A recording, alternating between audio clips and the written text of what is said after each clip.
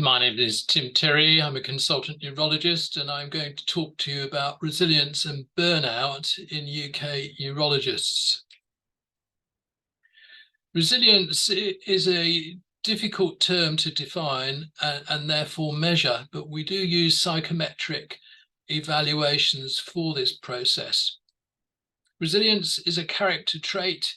It's also a process which allows people to absorb and adapt to chronic stress. Resilient levels vary and not always in relationship to a level of burnout. Resilience depends on both external factors and internal factors. Of these, external factors are the most important. In other words, the toxic, dysfunctional workplace of surgeons is more important than internal factors such as personality traits of perfectionism and neuroticism. The two important aspects of external stress factors are work overload and insufficient resources. There are several other negative factors which individually can cause job dissatisfaction, but work overload and insufficient resources are the main two negative drivers. In the UK at the present time, there are many strikes regarding lack of reward and recognition of doctors. In 2019, the World Health Organization defined stress as an occupational syndrome arising from chronic workplace stress that has not been successfully managed. It presents with physical, emotional, and mental exhaustion. There may be secondary traumatic stress and compassion fatigue present, and imposter syndrome occurs in about 70% of people who are significantly burnt out. Work becomes mundane, routine, and a burden. The consequences of burnout are both personal and professional and are quite significant. So it's important to recognize burnout early and prevent it progressing to a very high level burnout. Christina Maslach came up with a burnout inventory in 1981. It has 22 items across 3 dimensions of burnout. Emotional exhaustion has 9 items, depersonalization 5 items, personal achievement 8 items. Items are scored on a 7-point frequency rating. Scores are between low and high. In this paper by Fardo O'Kelly in 2016, burnout was measured in consultant neurologists and non-consultant neurologists. 1,380 questionnaires were sent out on burnout inventory, of which 575 were returned, a response rate of 42%. Of the returning questionnaires, 80% were by consultants.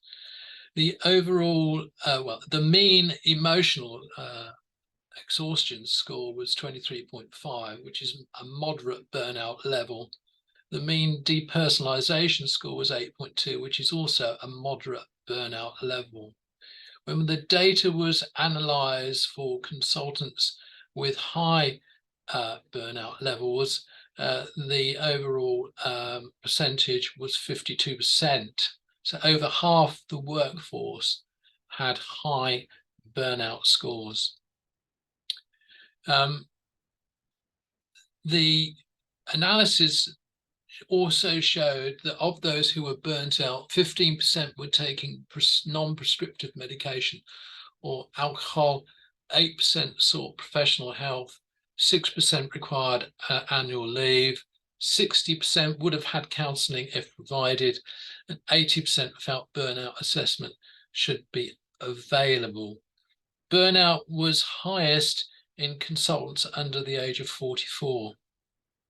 Of the 3 stressors, overall work volume and lack of resources were the main 2. In this report from the GMC National Training Report in 2022, 44,000 trainees of all subspecialties in the UK were sent 7 work-based questions. 39% of these trainees were burnt out to a high or very high level because of work. 51 were emotionally exhausted to a high or very high level, and 66% always worn out after work. Overall, 19% of trainees had high-risk burnout, 43% had moderate risk burnout, and 22% of surgical trainees high risk of burnout. This graph shows the 7 work-based questions annually between 2018 and 2022. You will see that there's approximately a 10 percentage point increase in each of the questions over this period of time. So the second question, my work is emotionally exhausting to a very high degree, over 50%. Of those, I feel burnt out because of my work to a very high degree, about 38%. How to manage the toxic workplace depends on the individual doctor, not the system. So the most important thing for an individual to do is ensure that there is good lines of communication and networking. It's important for each individual to show respect and fairness to others in order to have the same shown to them. Trainees and consultants do both need mutual support, and if this is lacking, it can be a very depressing time in one's career. Autonomy needs to be recognised, but equally so, trainees can only be autonomous up to their level of training. It's important that there is a fair division between service commitment and training, and this is not the case at present. It's very important to take micro breaks at work and also plan annual leave. It's also important for everyone to reduce their commitments so they're not overloaded. Job crafting is something that established consultants can do to improve their workload. Self-management is very important. To be able to manage yourself, emotional intelligence is key for self-awareness and self-regulation. Individuals need to carry out regular reflective practice and thinking time, so they can ask themselves the questions, how are things going? Are they going well? If they're not going well, how do I feel? What are my emotions at this point in time? If there is emotional disturbance, then they may need to think about whether to get a burnout inventory or not. Finding meaning in a job is absolutely essential. This is all about Maslow's pyramid and self-actualization. Breaks are very important, both each day and then on an annual basis. Time away from work is very important. Keeping a record of mental health is a good thing to be doing, as it allows reflection on a daily basis. Mindfulness and meditation are very helpful to certain groups of people. If they are not working and there is high-level burnout, then mentoring may be very helpful in improving matters.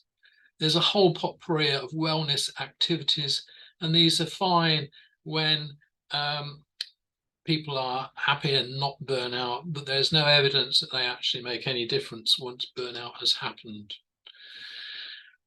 My main messages to you are, if burnout is not a question of if, but when, everybody should recognize that they need to be aware of it. Prevention is better than cure. Some people are never cured if they have high-level burnout. Communication networking is absolutely essential. Reflective practice and emotional intelligence to self-identify burnout early is absolutely vital. It's also important for everyone to look at their work and to make sure that they're not overcommitting and that they are taking a couple of micro breaks a day along with their annual leave, so they do get rest and recovery.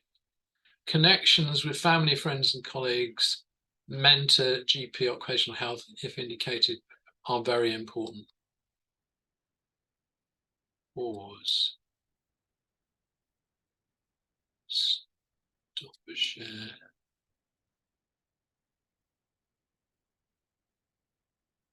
And